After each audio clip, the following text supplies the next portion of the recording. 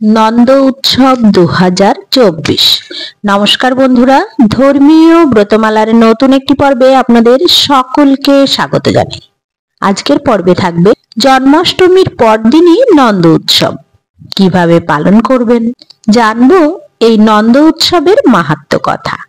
জন্মাষ্টমীর পরের দিনই পালিত হয় নন্দ উৎসব। কৃষ্ণের জন্মের পরের দিনে গোকুলবাসী মেতে উঠেছিল আনন্দে।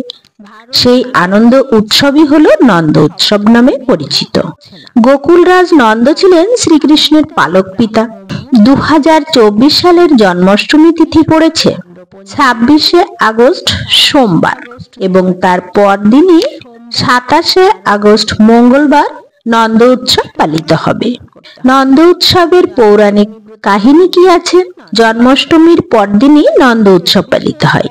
গর্গ সংহিতায় গোলকখণ্ডে দ্বাদশ অধ্যায়ে নন্দ উৎসবের কথা আছে। সেখানে লেখা আছে, নন্দ রাজা আনন্দে বিপ্রদিগকে গাভী সহ নানা উপঢৌকন দান করেছিলেন। বিবিধ পতাকা, স্বর্ণ কলস ও তোরণ দিয়ে নন্দ আলয় সাজিয়েছিলেন। গোধনগুলিকে নানা অলঙ্কারে সাজিয়েছিলেন। নন্দের পুত্রের জন্ম সংবাদ শুনে নন্দের বন্ধু তথা শ্রীমতী রাধারানীর পিতা বৃষভানু কলাবতীকে নিয়ে গজে আরোহণ করে নানা উপঢৌকন নিয়ে গোকুলে আসেন।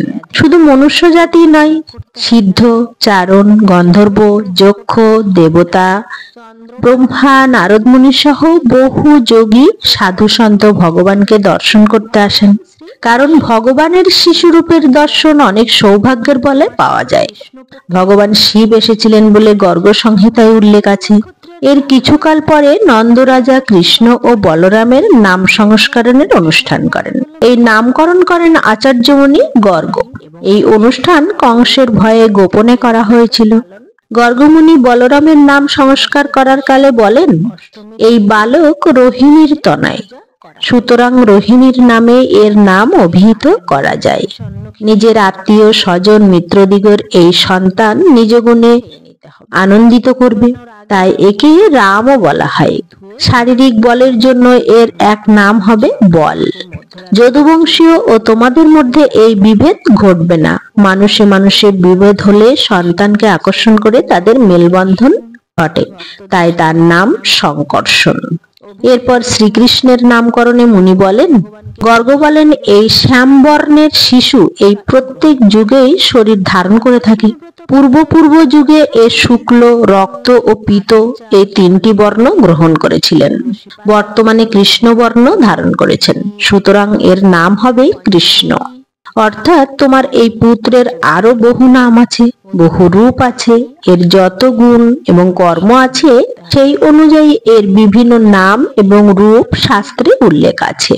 আমি যেগুলো জানি কিন্তু সাধারণ মানুষ তা জানে না।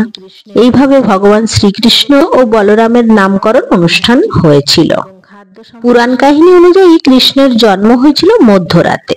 প্রচন্ড ঝড় বৃষ্টির মধ্যে নন্দ সেই আনন্দ উৎসব উদযাপন করেছিলেন পরের দিন সকালে। কৃষ্ণের জন্মর খবর শুনে গোকুলবাসী উৎসব করেছিলেন। কংসর হাত থেকে তার প্রজাদের রক্ষা করতে মাতা দেবকীর কোলে বিষ্ণু অষ্টম অবতার রূপে জন্ম নেন। শোনা যায় বাসুদেব কৃষ্ণকে নন্দরাজের কাছে রেখে আসার পরে গোকুলে কৃষ্ণের আবির্ভাব উপলক্ষে নন্দ উৎসবে প্রথম খাওয়া হয়েছিল তালের বড়া, কৃষ্ণের অতি প্রিয় খাবার। এদিন কৃষ্ণের জন্য 56 ভোগ প্রস্তুত করা হয়। এদিন কৃষ্ণকে নিবেদন করা হয়ে থাকে। নন্দরাজের ঘরে দেব শিশুকে দর্শন করতে এদিন ভিড় উপচে পড়ে গোকুলবাসীর। এভাবেই পালিত হয় নন্দ উৎসব। হরে কৃষ্ণ। শুভকামনায় নমস্কার।